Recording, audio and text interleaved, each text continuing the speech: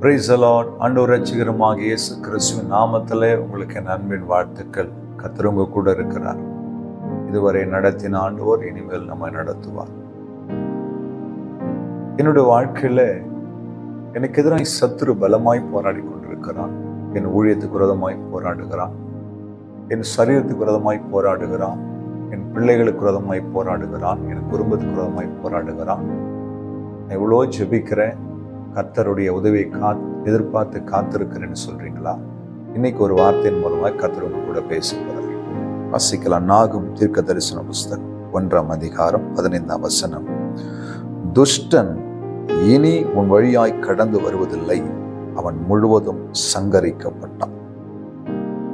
துஷ்டன் உன் வழியாய் இனி கடந்து வருவதில்லை, அவன் முழுவதும் சங்கரிக்கப்பட்டான். இப்படிப்பட்ட ஒரு வாக்குத்தத்தம் பார்த்தீங்களா? என் அன்பு தேவ பிள்ளையே, உங்களுக்கு எதிராக சத்துரு எழும்பி வரும்பொழுதெல்லாம் ஆவியானவர் ஜெயக்கொடி ஏற்றுகிறவராய் இருக்கிறார். எத்தனை பார்வோன்கள் எழும்பினாலும் நமக்காய் யுத்தம் செய்கிற சேனைகளின் கர்த்தர் நம்மோடு இருக்கிறார். 46ஆம் சங்கீதத்தில் தாவீது எழுதும்போது, சேனைகளின் கர்த்தர் என்னோடு கூட இருக்கிறார், யாக்கோப்பின் தேவன் என் உயர்ந்த அடைக்கலமானவர், கர்த்தர் உங்களுக்காக யுத்தம் செய்வார்.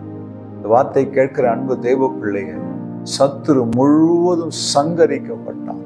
இனி உன் வழியாய் அவன் வருவதில்லை, கடந்து வருவதில்லை. வார்த்தையை விசுவாசித்து ஜெபம் பண்ணுங்க. ஒருவேளை ஒரு சத்துருடைய போராட்டத்தோடு வாழ்ந்து கொண்டிருக்கிறீங்களா? தடைகள் மேல் தடைகள் வருதா? ஒவ்வொரு நாளும் வேதனைகளோடு கூட உங்க நாட்கள் நகர்ந்து கொண்டு இருக்கிறதா? கவலைப்படாதீங்க. ஆண்டவரை நோக்கி பாருங்க.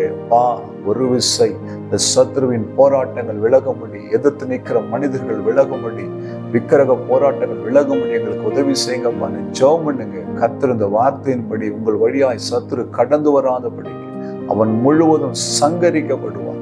கர்த்தர் ஒரு ஜெயத்தை உங்கள் கையில கொடுப்பார். உங்கள் ஊழியத்தில் ஒரு ஜெயத்தை கொடுப்பார். உங்கள் வேலை ஸ்தலத்துல சத்ரு எழும்புறானா, யார் மூலமாவது, மேலதிகாரி மூலமாவது எப்படியாவது உங்களை குற்றப்படுத்தி நினைக்கிறானா, அவன் முழுவதும் சங்கரிக்கப்படுவான். கர்த்தர் உங்களுக்கு ஜெயத்தை தருவார்.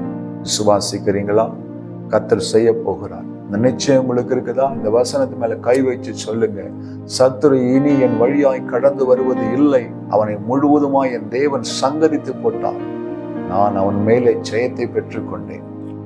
பால சிங்கத்தையும் வலு சர்பத்தையும் மிதித்து கர்த்தர் உங்களுக்கு ஒரு ஜெயத்தை தர போகிறார். பெற்றுக்கொண்டீங்களா? விசுவாசிக்கிறீங்களா? ஜெபம் இல்லாமா? அன்பும் இரக்கமுள்ள ஆண்டவர், இந்த வார்த்தைக்காக ஸ்தோத்திரம். இயேசு கிறிஸ்துவின் நாமத்தில் இந்த வார்த்தை கேட்கிற ஒவ்வொருவரோடு கூட கர்த்தர் பேசுவீராக. தகப்பனே, சத்துருக்களுடைய போராட்டங்களால் தவிக்கிற நம்முடைய பிள்ளைகளுக்கு கர்த்தர் ஜெயத்தை தந்து, சமாதானத்தை தந்து, ஆசீர்வதிக்கும்படி ஜெபிக்கிறேன். அப்படியே செய்தி நன்றி. இந்த கருத்தில் ஒப்பு கொடுக்கிறேன், தாட்டுகிறேன். இயேசு கிறிஸ்துவின் நாமத்தில் ஜெபிக்கிறேன் பிதாவே, ஆமென். அல்லேலூயா. God bless you.